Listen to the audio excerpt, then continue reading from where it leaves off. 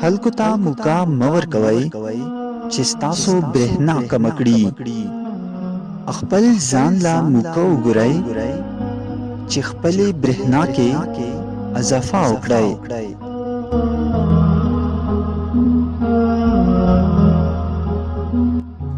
د پرون د بدو په فکر کولو سره د نن ورځې ښه مه خرابوئ.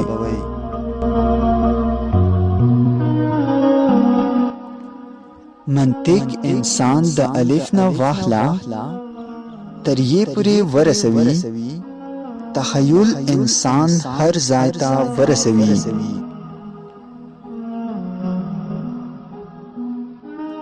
بد خبر دا دی چې وخت تیریږي. ښه خبر دا دی چې تاسو یې قیمتي کولی شئ. هوښیار خلک خبرې کوي ځکه چې دوی د ویلو لپاره څه لري.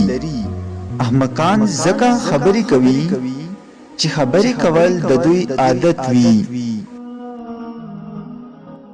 د انسانیت معراج دا دی چې یو انسان د بل انسان په کار راشي.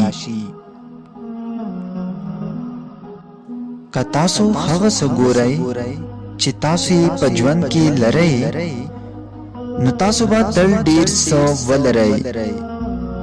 خو که تاسو هغه څه ګورئ چې تاسو یې په ژوند کې نه لرئ نو تاسو به هیڅکله کافي ونه لرئ.